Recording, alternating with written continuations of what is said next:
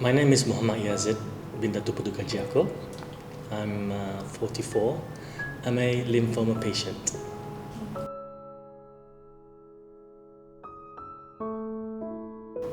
When I found out when I had lymphoma, I didn't know what it was. Symptoms was very minimal. I only had a physical symptom which I had felt, which was on my neck here. Yes, and it was only found out when I was on my way back from a working trip from the US, and it was quite a big lump, which I found out when I was in Singapore in transit on the way back home. So I went to the doctors, normal GP in Jurudong, had antibiotics for about good 2 weeks, 10 days to 2 weeks.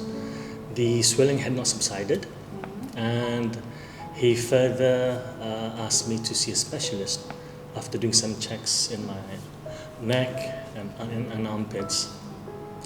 So after seeing an ENT doctor specialist at BJSC that time in Repas, I had the unfortunate news that I was confirmed that I had lymphoma, but didn't know what type of lymphoma. So I had to do my own research. The first time that the doctor turned around and said, "Yes, you have cancer." Oh, well, he didn't say cancer first. He said, "You have lymphoma." I asked what that was, and he turned around and said to me, "It's cancer." So that was quite surreal. Didn't know how to react.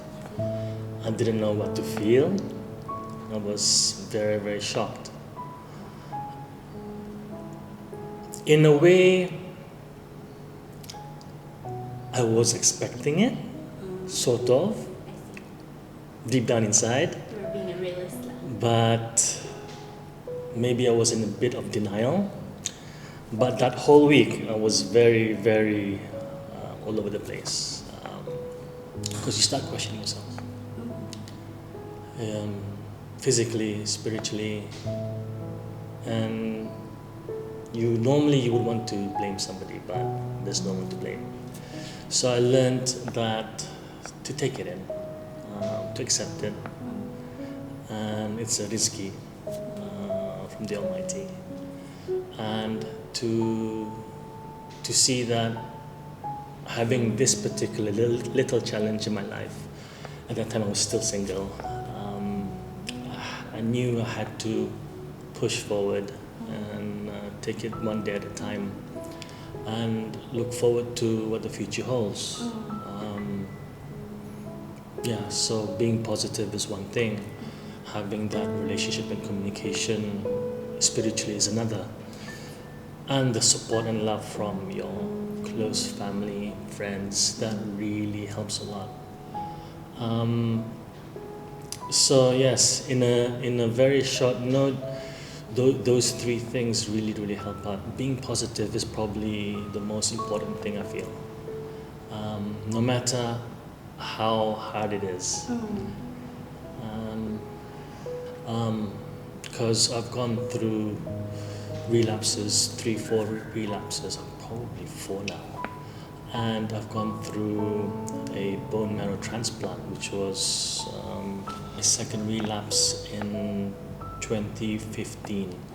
So the preparation for that was having 7 to 8 cycles of a very heavy chemo regime called ICE. And then 1 month later, I had stem cells aspirated out of me. And then a few weeks later after that, prepared me to go into the stem cell transplant room, which is totally isolated from everybody else. High dose chemotherapy for 1 week, 6 days. And that's when your blood levels, your white blood, red blood, your platelets actually go down to 0.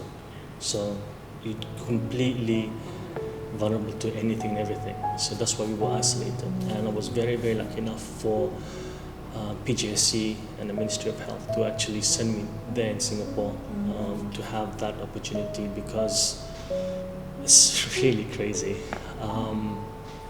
Very strong. we don't realize how strong we are until we go through it.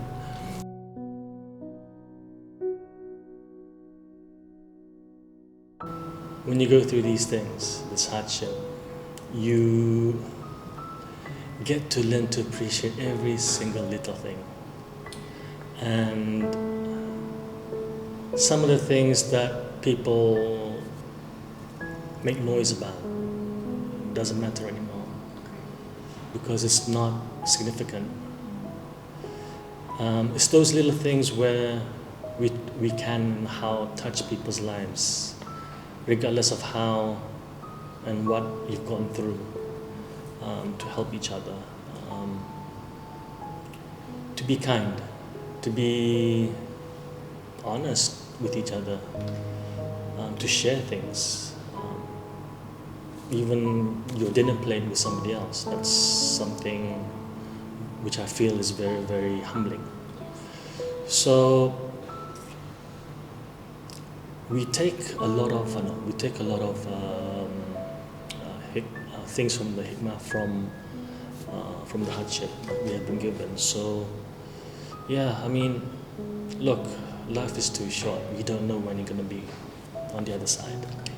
So in a good way, try to seize the moment, but gauge the things what you are going to do.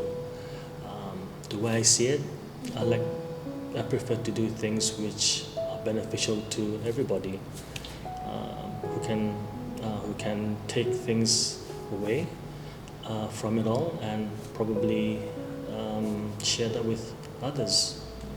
So yeah.